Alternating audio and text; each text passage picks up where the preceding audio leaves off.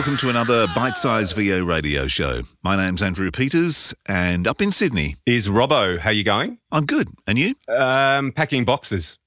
Yes, I've heard about your move. Yeah. So how's it going? Yeah, it's going okay. We're moving house, moving property, and I guess I thought would be a good topic for today's show is the joys of moving the home studio, that little baby that you've sunk X amount of thousands of dollars into to get just right, and then having the joy of having to start all over again. So surrounding me at the moment are the bare necessities, to be honest with you, is the laptop, the Pro Tools box, and the Mac Pro. So yeah, bare necessities in this room at the moment. Look, I've done it myself. I did it for the move down here. It wasn't planned. I built the studio in my last house. It was, perfect, working a treat. And then we bought this house and decided to move, of course. So I had to start all over again. But the switch over, because of having clients, you got that period where you've got to get everything out of that one and then drop it into the next one. So I was down here with a builder building this one, still using the other one back in the other house in the city. Yeah. And then it was like, okay, everything's ready to go. All the cabling was in. And because I couldn't bring my engineer mate with me, because it was a bit of a long drive and he didn't have a day to waste, I just had to take photographs of, because I have no idea what patching and stuff. I just had to take photographs of where all the leads went on my mobile phone and chucked everything in the car, came down and then just got my screen up and just looked at the screen and went, oh, the blue plug goes into that one. Well, I'm very lucky in that respect, and I must send a big cheerio out to a gentleman called Terry Fogg, who built my studio, because everything is religiously labelled and clearly labelled. So pulling down and setting up even more so is a bit of a breeze. But I guess the issue for me is because I use this studio so often, I have a 2-day turnaround in which to get it unplugged and pulled apart here and moved over and installed into the new place. So I can finish work on a Friday and start work on a Monday. So that's my personal drama and my personal drama to bear. But I was thinking about all those people out there like us who do make a living from their home studio, and the first thing that enters your mind when you're moving house is, oh Jesus, the studio. Yeah, that's right. So yeah, if I'm yet to come up with a solution. I don't. There's obviously not one, but I guess for me it will be bare essentials here for the next week until I move, and then bare essentials on the other end for another week while we rebuild everything else around it, I suppose.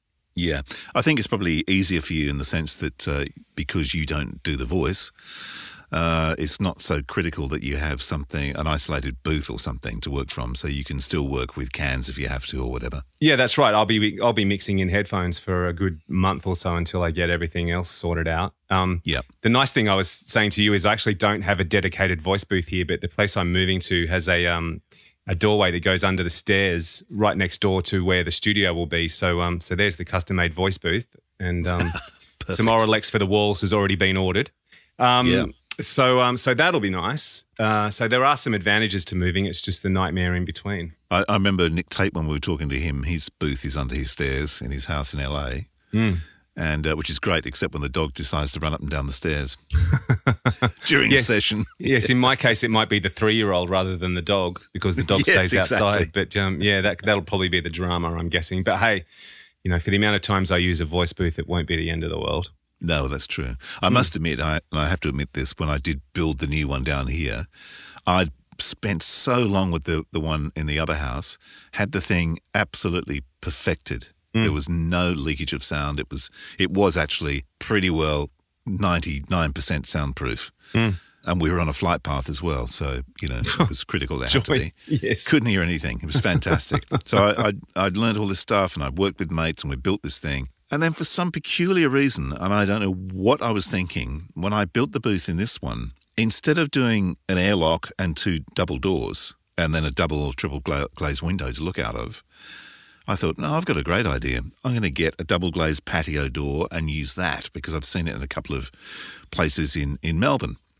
It does actually leak low frequencies, which is driving me completely and utterly bonkers. Yeah, right. So, but I did see there's a guy called George Whittam, who our American listeners will know very well. He's a techie guy, builds studios for various talent and stuff. He's got a music background, audio engineering background, and I did see on one of his videos he built a studio in LA for a talent, and it was a ground up job from the slab right the way up. fantastic space. And that was also under a flight path. But I noticed when you went in, because the whole building itself was soundproofed, but the doors going in were two of the same doors that I've got here. I've only got one, but he had airlocked between the two. And that was actually cutting out any external noise. It was soundproof. Everything. Yeah. So I've actually made contact with George, and I hope he does get back to me, because I'd like to get him on the show and talk to him about that, because when I saw that, I thought, how does he make that work? Maybe if I put another set of double glazed doors with an airlock between these ones, that would do the trick. Because I know that sound is coming in from nowhere else, because it's sitting on a rubber base. It's touching no other wall. It's the classic room within a room. So it has to be that door. And if it is that door, how did he do it? But let's be honest, the only extraneous sounds that you get in yours is surfing seagulls. So I'm not quite sure what your problem is. Yeah, that's right. The odd penguin that walks up for a feed, that kind of stuff. But no, that's that horrible low frequency thing. Yeah, I don't like it. It's like you can't hear anything now. But if I get a truck in fact, mainly going past here are tourist coaches full of high school kids going for a surf. Yep. And it's that, that truck, that low frequency, what would that be, 100 hertz or something? Yeah, maybe a little more, maybe 150, 200, but yeah, down that way somewhere. Absolutely. Yeah, you can just, I can hear it.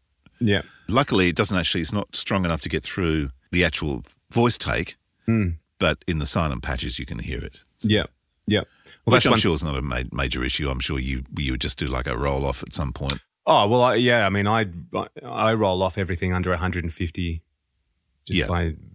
that's the first thing I do when I'm EQing a voice anyway. So that's not the end of the world. But I was just going to say that's one thing about me moving is I'm actually living on a very busy road here. So that's one thing I won't miss. It's a drag. So, yeah. But anyway, there you go. Yep.